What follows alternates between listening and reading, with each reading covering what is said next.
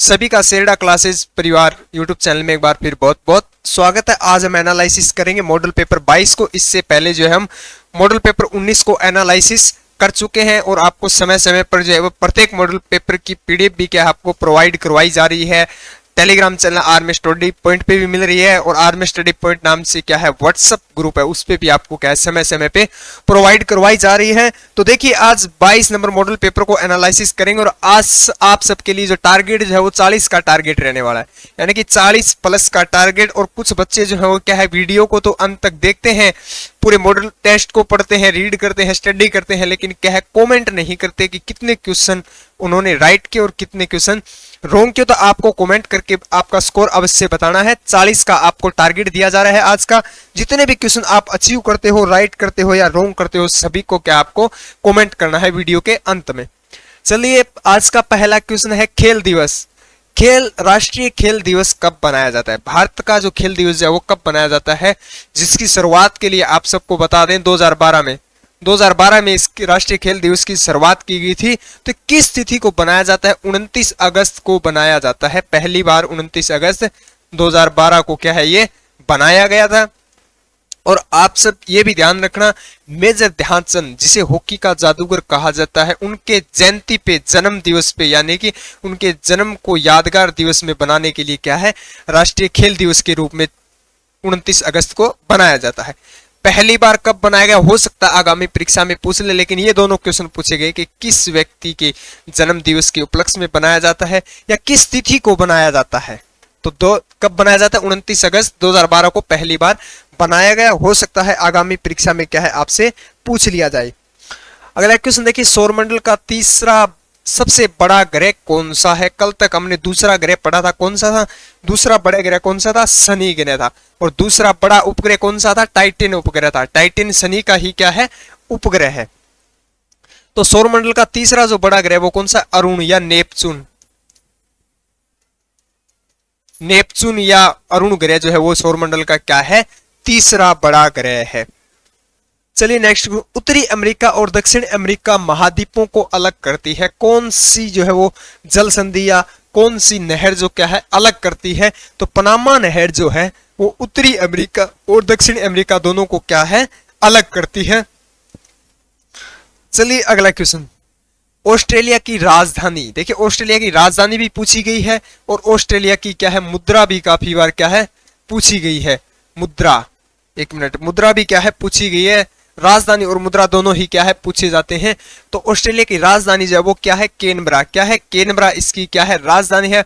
और मुद्रा जो है वो भी याद रखें क्या है डॉलर ऑस्ट्रेलिया की क्या है मुद्रा है। अब हाल ही परीक्षा में भी पूछा गया था, इसकी नेपाल की पूछा गया था। नेपाल, पाकिस्तान, भारत, इन सब देशों की मुद्रा, श्रीलंका, इन सब देशों की मुद्रा क्या है रुपए है। तो आपको ये भी याद रखना है, ज्यादातर राजधानी या मुद्रा पड़ोसी देशों से पूछे जाने के ही चांसेस होते हैं, या आपसे पूछे जाएंगे जो चर्चित देश होंगे वर्तमान समय में, वहां से आपको राजधानी या उनकी क्या है मुद्रा पूछी जा सकती है। अगला क्वेश्चन देखिए, गेट की स्थापना कब की गई थी? गेट मुख्यालय है, इसकी स्थापना कब की गई थी? 1948 के अंदर की गई थी। और इसका मुख्यालय यानी बोल सकते हैं हेडक्वार्टर कहाँ स्थित है? तो जिनेवा स्विट्जरलैंड के अंदर क्या है गेट एक संगठन है जिसका मुख्यालय, और इसकी स्थापना 1948 के अंदर की गई थी। भारत की आजादी के जस्ट एक साल बाद इसकी क्या है स्थापना की गई थी। अगला क्वेश्चन, भूटान का राष्ट्रीय खेल। देखिए भूटान देश का राष्ट्रीय खेल क्या है?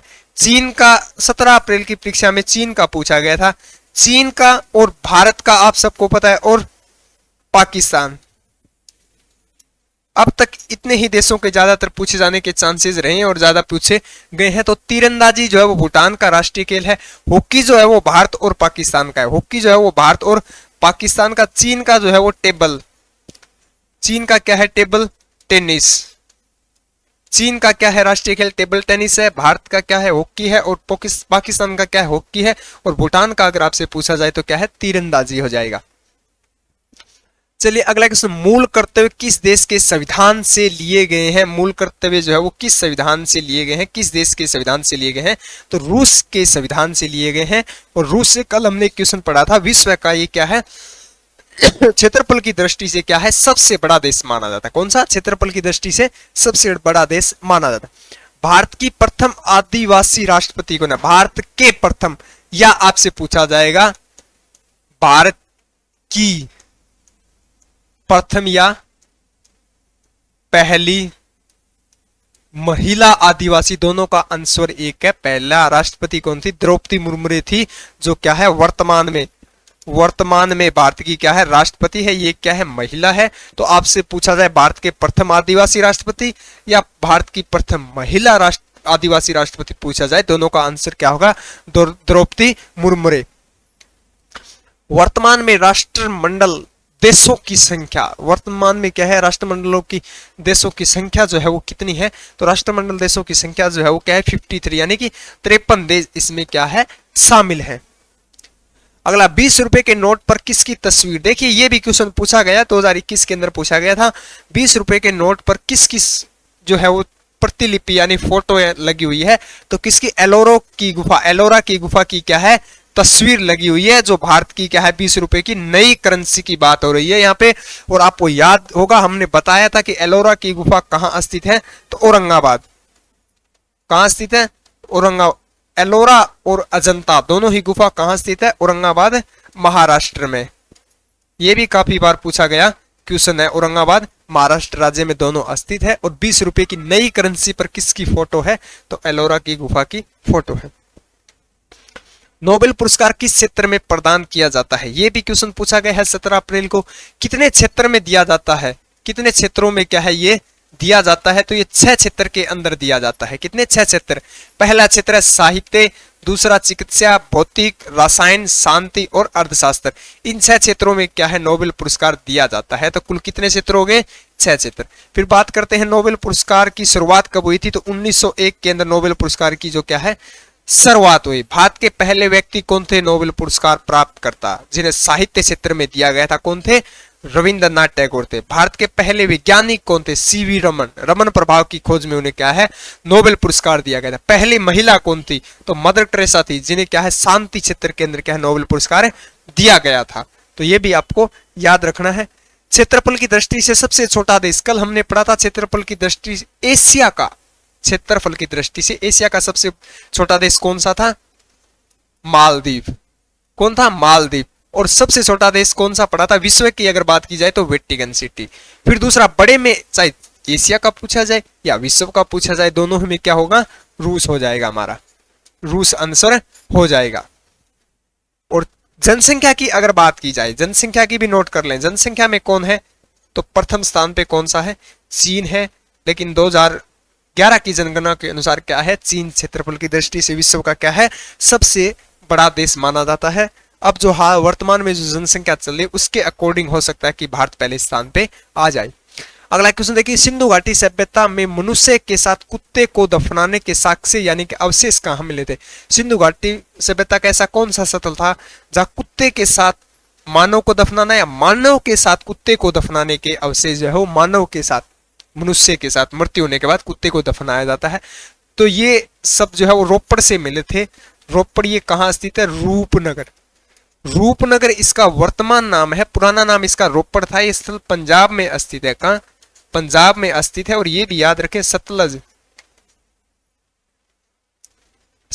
नदी के किनारे तट पे क्या है, स्थित है। और सिंधु घाटी सभ्यता का खोजा गया भारत में प्रथम स्थल कौन सा था? तो पहला स्थल कौन सा था? रोपड़ था, जिसकी खोज जो है वो यज्ञदत्त शर्मा ने, किसने की थी? यज्ञदत्त शर्मा ने। यज्ञदत्त शर्मा ने इसकी क्या है, खोज की थी। आपको ये भी क्या है, याद रखना है। अगला क्वेश्चन देखिए, बुद्ध चरित्र नामक रचना किसकी है? बुद्ध चरित्र नामक जो है वो रचना किसने लिखी थी? ये संस्कृत भाषा में क्या है, संस्कृत भाषा का क्या है, महाकाव्य। संस्कृत भाषा का क्या है, ये महाकाव्य है, जिसके अवघोष क्या थे, लेखक थे। और ये गौतम बुद्ध के जीवन के चरित्र को दर्शाती है, गौतम बुद्ध के क्या है, जीवन को दर्शाती है। चलिए अगला क्वेश्चन, दिल्ली सल्तनत का कौन सा एकमात्र शासक युद्ध भूमि में मारा गया था? कौन सा शासक जो है वो दिल्ली की क्या है, सल्तनत का क्या था, राजा था और अंतिम शासक एकमात्र शासक जो युद्ध में मारा गया था, तो कौन मारा गया था? इब्राहिम लोदी मारा गया था। और याद रखें, इब्राहिम लोदी जो है वो दिल्ली सल्तनत यानी कि लोदी वंश का, ये लोदी वंश का अंतिम शासक था। लोदी वंश का क्या था? अंतिम शासक था, यानी कि लोदी वंश का कह सकते हैं, या दिल्ली सल्तनत पर बैठने वाला क्या है? लोदी वंश का अंतिम शासक। ऐसे भी पूछा जा सकता है तो कौन है? इब्राहिम लोदी था, जो युद्ध भूमि में क्या है? मारा गया था। होम रूल लीग की स्थापना कहाँ की गई थी? होम रूल लीग की स्थापना कहाँ की गई थी? तो देखिए ऑप्शन 2 डाल दी है, पुणे और पुणे दोनों ही एक ही है। तो पुणे के अंदर इसकी स्थापना हुई थी। आपको याद रखना है कब की गई थी? 1916 के अंदर इसकी क्या है? स्थापना किसने की थी? तो बाल गंगाधर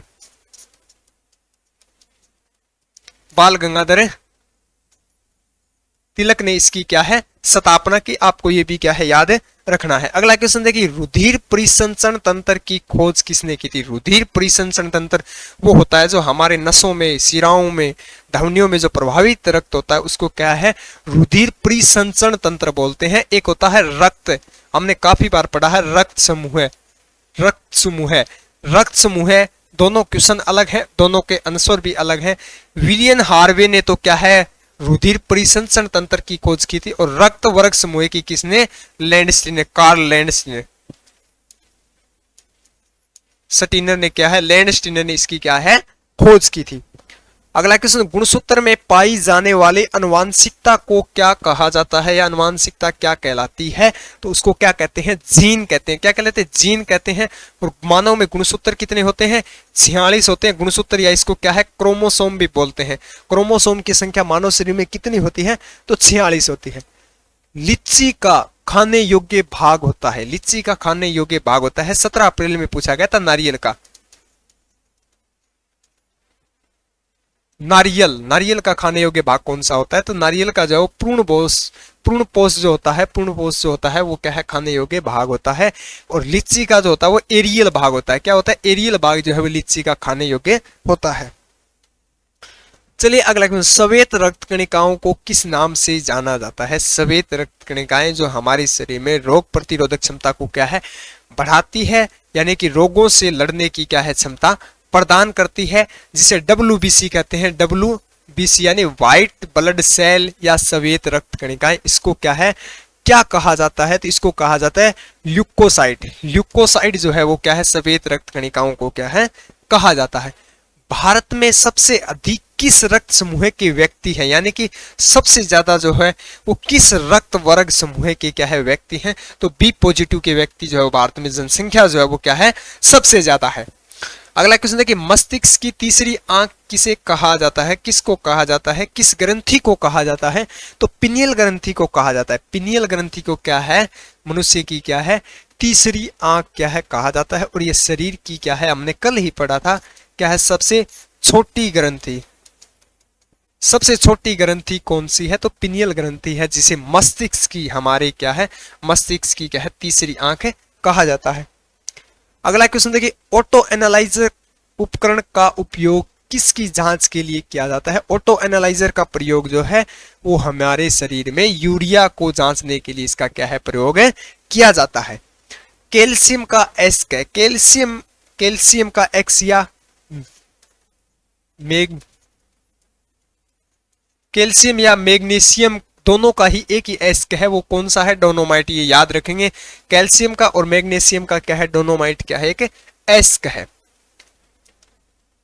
चलिए अगला क्वेश्चन, धातु तत्वों की कुल संख्या कितनी है? सिर्फ तत्वों की संख्या अगर पूछी जाती तो क्वेश्चन चेंज हो जाता। यहाँ धातु तत्वों की बात हो रही है, तो धातु तत्वों की कितनी संख्याएं हैं?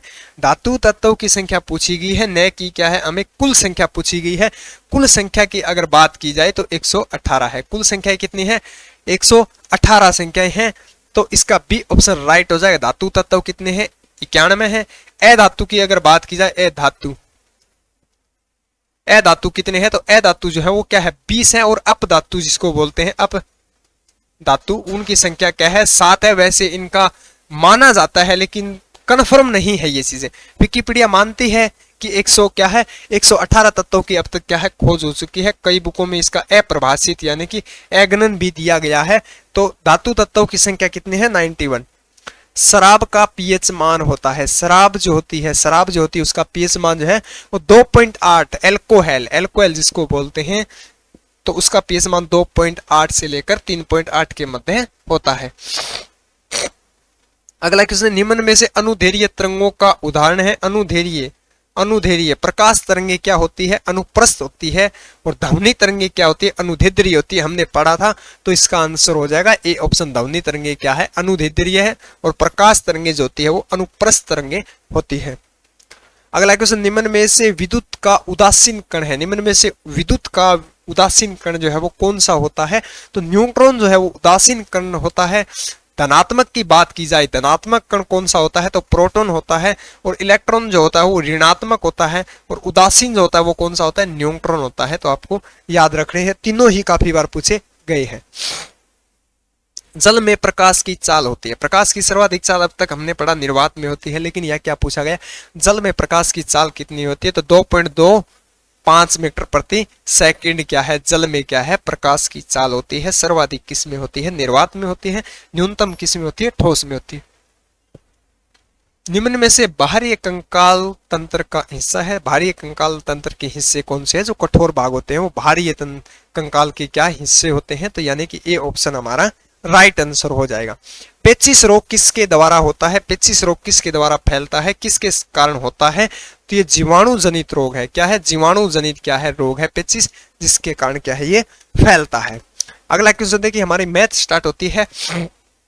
एक व्यक्ति 320 आम 400 आमों के क्रय मूल्य पर बेचता है। यानी कि क्रय मूल्य पर क्या है? बेचता है। 320 आम खरीदे और 400 रुपए के क्या है? क्रय मूल्य पर बेच दिया। तो लाभ कितने का हुआ? लाभ कितने का हो रहा है? 80 का हो रहा है। लाभ कितने का हो रहा है? 80 पे हो रहा है। क्रय मूल्य पर बेच दिए तो हम 80 का हमारा लाभ हो रहा है, किस पर हो रहा है? 320 पर हो रहा है। गुणा में क्या हम 100 कर देंगे। लाभ प्रतिशत हमसे क्या है पूछा गया है? 0 से 0, 8 को काटेंगे 4 बार, इसको काटेंगे 25% का क्या है? लाभ हो रहा है। किस पर हो रहा है? 320 पे। कितने का लाभ? 80 का। 80 का परसेंटेज कितना है? तो कितना है? 25%। सी ऑप्शन हमारा राइट आंसर हो जाएगा। यदि 10 आदमी एक काम को 30 दिन में पूरा करते हैं तो 15 आदमी उसी काम को कितने दिन में पूरा करेंगे? ये क्वेश्चन हम प्रत्येक जो है सीरीज में डालते हैं, क्योंकि ऐसे क्वेश्चन पूछे जाते हैं ताकि आपके माइंड में ये चीज सेट हो जाए कि इस प्रकार से इसको क्या है सोल्व करते हैं। 10 आदमी 30 दिन में करते हैं तो कुल काम कितना हो गया? कुल काम हमारा 300 हो गया। 300 काम को 15 आदमी कितने दिन में करेंगे? तो आप सिंपल सी बात है 20 से कट जाएंगे, 20 दिन के अंदर करेंगे। डी ऑप्शन हमारा राइट आंसर हो जाएगा। अगला क्वेश्चन, 1500 रुपए का 7% वार्षिक दर से 3 वर्ष का साधारण ब्याज क्या है? हमें ज्ञात करना है। तो ब्याज का सूत्र क्या होता है? मूलधन इंटू दर गुणा समय बटे 100। तो अब इसको 2 से 2 जीरो से क्या है? 2 जीरो को 2 जीरो से क्या है काट देंगे और 7 से गुणा करेंगे। 7 5 35, 7 1 7, 7 और 3 क्या होते हैं? 10, 105। 15 7 कितने होते हैं? 105। फिर इसको क्या है 3 से गुणा करेंगे तो 5 से 15, 3 1 3, 315 रुपए क्या है? 1500 रुपए का 7% की दर से 3 वर्ष का साधारण ब्याज हो जाए। अगर मिश्र धन पूछा जाता, मिश्र धन में हम क्या करते हैं? मूलधन प्लस मिश्र धन हो जाता है। तो हमारा ये क्या है 1815 रुपए क्या है हमारा मिश्र धन हो जाता। चलिए अगला क्वेश्चन, 5 संख्याओं का औसत 18 है। यानी कि 5 संख्याएं हैं उनका औसत कितना है? 18 है।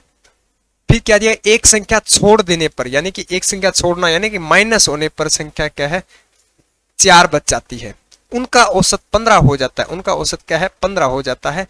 तो 18 पंजू कितने होते हैं? 90 होते हैं। यानी कि 90, 5 संख्याओं का औसत 18 है तो 90 हो जाएगा। और 4 फिर एक माइनस हो जाती है तो 15 चौके 60। फिर क्या पूछा गया? जोड़ी गई संख्या या बाहर निकाली गई संख्या का औसत कितना होगा? संख्या कितनी होगी? तो 30 आंसर हमारा हो जाएगा। डी ऑप्शन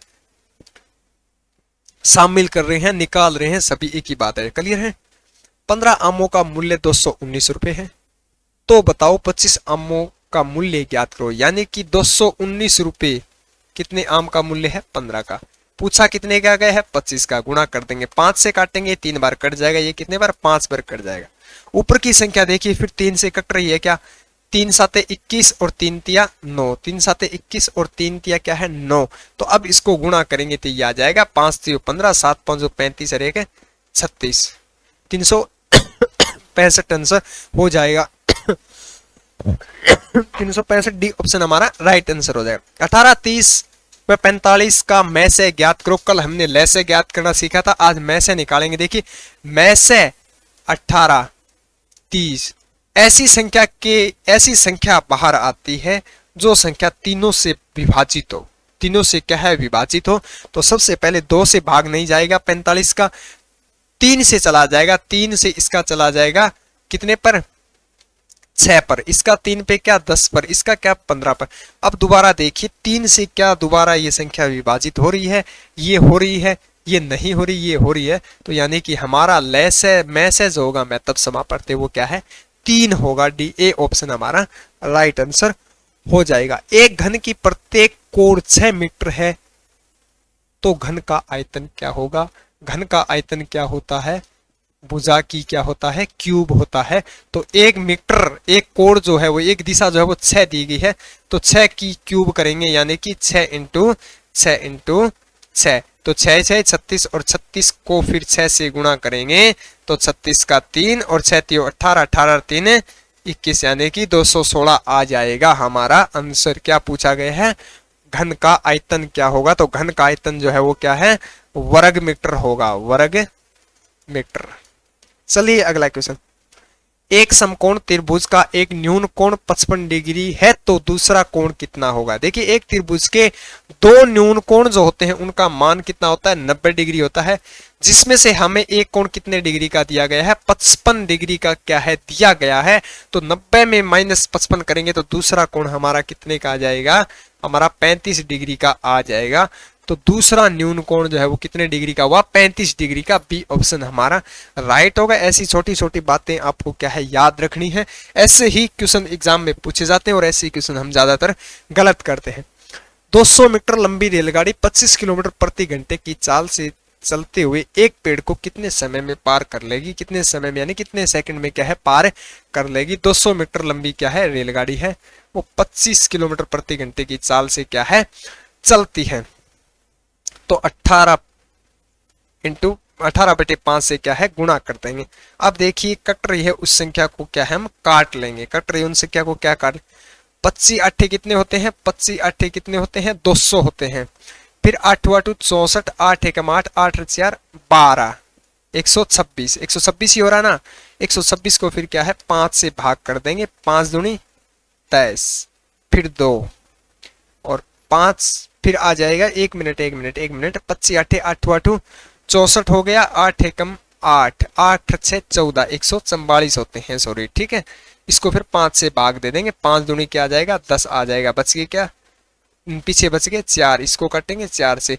8 पंजू क्या होते हैं? 8 पंजू क्या होते हैं? 40, फिर 4, फिर पॉइंट लग जाएगा, फिर 40, 8 पंजू 40 यानी कि 28.5 सेकंड में क्या है? 300 मीटर लंबी रेलगाड़ी 25 किलोमीटर प्रति घंटे की चाल से क्या है? 28.5 सेकंड में क्या है? पार कर लेगी। अगला क्वेश्चन देखिए। गीता और मीना की आयु का अनुपात 5:3 है। उनकी आयु का योग 80 वर्ष है। उनकी आयु का अंतर क्या होगा? यानी कि क्या दिया गया है? गीता और मीना। गीता का अनुपात कितना है? 5 है। मीना का कितना है? 3 है। कुल अनुपात कितना है? 8। अनुपातों का योग कितना है? 8। 8 का मान हमें दिया गया है। कुल योग 80 वर्ष। क्या दिया गया? 80 वर्ष। तो इसको भाग देंगे तो 1 के समान कितना आ गया? 10। 1 के बराबर कितना आ गया? 10। अब इनका अंतर निकाल लेते हैं। अनुपात में कितने का अंतर है? अनुपात में जी अंतर है 2 का। अनुपात में कितने का है? 2 का अंतर है। तो फिर 1 का मान हमारे पास 10 था, तो 2 का मान क्या हो जाएगा? 20। यानी कि अंतर दोनों का कितना आ जाएगा? 20 वर्ष का अंतर आ जाएगा। चलिए अगले क्वेश्चन। प्रथम 25 प्राकृत संख्याओं का योग क्या होगा? देखिए हमने सूत्र में पढ़ा था n+1/2। यही सूत्र से सोल्व होता है। तो प्राकृत प्रथम दी हो, n हमारा क्या है? 25। फिर हमें 25 और 1 इसको डायरेक्ट लिख देता हूं मैं। 25 + 1 25 इंटू 25 + 1 26/2 आ जाएगा। कितना आ जाएगा? 2 आ जाएगा। फिर इसको काट लेते हैं। ये कट जाएगा इससे कितने से? 13 से। और 25 को क्या है 13 से फिर क्या है भाग दे देंगे, 25 या 75 का क्या आ जाएगा 5 आ जाएगा, हासिल कितनी 7 लग जाएगी। 25 एकम 25, 25 और 7 कितने होते हैं 32, यानी कि 325 हमारा राइट आंसर आ जाएगा। प्रथम 25 प्राकृत संख्याओं का योग कितना होगा, तो 325। ये सवाल तभी सोल्व हो पाएंगे, आसानी से हो पाएंगे, कम समय में हो पाएंगे जब आप क्या है आपको सभी फॉर्मूले क्या है याद होंगे। तो साथ साथ अपनी नोटबुक में क्या है हम फॉर्मूले से सवाल को सोल्व करते हैं, तो आप साथ साथ में नोट करते रहें। चलिए अगला क्वेश्चन है 50 प्लस 70 का 20% कितना होगा, यानी कि 50 का मतलब हमने हमेशा पढ़ा था क्या है गुणा, पहले ब्रैकेट सोल्व होता है तो दोनों को करेंगे तो ये आ जाएगा 120, का मतलब होता है गुणा, फिर क्या दिया गया है 20%, हटाएंगे तो भाग में कितना लग जाएगा 100, एक जीरो से एक जीरो काट देंगे तो हमारा 12 दूनी यानी कि 24 आंसर हमारा आ जाएगा। 24 यानी बी ऑप्शन हमारा राइट आंसर होगा। एक कक्षा के 20 लड़कों की औसत आयु 12 वर्ष है, यानी कि एक कक्षा के अंदर 20 लड़कों की औसत आयु कितनी है 12 वर्ष। उसी प्रकार से सवाल है जो हमने जस्ट पहले अभी सोल्व किया, 5 नए लड़के दाखिल किए जाते हैं, 5 नए लड़के क्या है दाखिल किए जाते हैं, तो औसत आयु क्या है कितनी हो जाती है, औसत आयु क्या है कितनी हो जाएगी, यानी कि 5 लड़के और उसमें इसको जोड़ेंगे तो क्या आ जाएगा 12 दूनी 24, 240। फिर क्या पूछा गया है 7 वर्ष औसत है 5 नए लड़कों, 5 इंटू 7 यानी कि 35। अब इसको जोड़ेंगे तो 5 ये 7 275, 275 कितने आ गए 275 आ गया, 275 यार है ना, एक बार अच्छे से देख लेना, 200 7 5 35 275 आ रहा है। 275 कितने लड़कों का औसत है, ये 25 लड़कों का, कितने का 25 लड़कों का औसत है, तो 275 पे भाग देते हैं तो 25 से कम 25, फिर बच गया 2, 25 से कम 25, यानी कि नई औसत जो है वो कितनी आ जाएगी 11 वर्ष, कितनी आ जाएगी 11 वर्ष आ जाएगी। इसी प्रकार से सवाल को पढ़ते जाना है, लिखते जाना है, फिर सोल्व करना है। क्वेश्चन नंबर 44, वृत्त की परिधि क्या होती है, वृत्त की परिधि का सूत्र होता है 2πr, क्या होता है 2πr होता है। सभी सूत्र को क्या है आप अच्छे से याद कर लें ताकि आप सवाल को भी अच्छे से सोल्व कर पाओगे, और दूसरा क्या है आप क्या है एग्जाम में डायरेक्ट सूत्र भी पूछ लिए जाते हैं। एक वर्ग का परिमाप 1000 सेमी है तो वर्ग की भुजा, यानी कि वर्ग की भुजा क्या होगी, वर्ग का परिमाण नहीं है परिमाप कर लेना है, गलती से हो गया, परिमाप क्या होता है भुजा इंटू 4, भुजा इंटू क्या होता है 4 होता है। तो भुजा कितनी दी गई हमें 1000 दी गई है, बराबर क्या है 4 को क्या है भाग लगा देंगे तो यानी कि प्रत्येक भुजा जो है हमारी कितनी आ जाएगी 250 सेमी, कितनी आ जाएगी 250 सेमी। चलिए नेक्स्ट क्वेश्चन, निम्न में से शब्द में से विषम चुनिए, वर्ग फीट, वर्ग इंच, वर्ग मीटर, वर्गमूल। वर्गमूल क्या है इसमें भिन्न है, सभी क्या है मापने के मापदंड है, मापने के पैमाइश है, वर्ग इंच, वर्ग मीटर, वर्ग फीटर। अगला क्वेश्चन, निम्न में से विषम शब्द को चुने। विषम शब्द मोती, हीरा, कोयला, ग्रेफाइट। साइंस का क्वेश्चन है, हीरा किसका प्रूफ है, कार्बन के, हीरा कार्बन का प्रूफ है, कोयले का भी है, ग्रेफाइट का भी है, लेकिन मोती नहीं है, तो ए ऑप्शन हमारा हो जाएगा राइट आंसर। क्या है इसमें भिन्न है। 30 छात्रों की एक कतार में अंजू का क्रम आरंभ से 13वां स्थान है, यानी कि एक 30 बच्चों की क्रम है, ये कितने 30 बच्चों की, इसमें से प्रारंभ से क्या है यहां से यहां तक क्या है 13वां स्थान है, और अंत से कौन सा स्थान होगा, यहां से तो आपने पढ़ा था लेफ्ट प्लस राइट माइनस 1, तो हम इसमें से माइनस करेंगे तो ये हमारा कितना आ जाएगा, ये हमारा 17 आ जाएगा, हमारा क्या आ जाएगा माइनस करेंगे तो क्या आ जाएगा 17, क्या आ जाएगा 17 प्लस क्या है 1 कर देंगे तो कौन सा आ जाएगा 18वां स्थान आ जाएगा, कौन सा 18वां स्थान क्या है राइट आंसर हो जाएगा। अगला 25 32 46, 25 32 46, देखिए 25 और 32 के बीच में गैप देखिएगा कितने का है, 32 और 25 के बीच में गैप है 7 का, कितने का है 7 का। फिर जोड़ेंगे 32 और 46 में, 46 में 32 का कितना गैप है, ये आ जाएगा 4 1 14 का, यानी कि 7 14 तो 28 का गैप होगा अगला, तो यानी कि 46 में क्या है हम 28 ऐड कर देंगे, 8 6 14, 6 और 1 7, यानी 74 आंसर हो जाएगा हमारा, कितना 74 आंसर। ए बी सी फिर ई एफ जी अगला पद दिया गया है, देखिए ए बी सी बिल्कुल क्रम से है, फिर गैप किसका है, डी का। ई एफ जी, फिर 3 दिया गया है, जी, जी के बाद क्या आता है, एच आता है, एच के बाद छोड़ देंगे, फिर क्या आता है, आई, जे और के। तो हमारा ए ऑप्शन हमारा आई जे के राइट आंसर हो जाएगा। तो आज के सेक्शन को हम यहीं समाप्त करते हैं, और आपको जो टारगेट दिया गया था आज 40 का, उस टारगेट में कितने क्वेश्चन आपने राइट के, कितने क्वेश्चन रॉन्ग के, सभी क्या है कमेंट में करें। तो मिलते हैं अगले बेहतरीन कंटेंट के साथ, तब तक के लिए जय हिंद, जय भारत।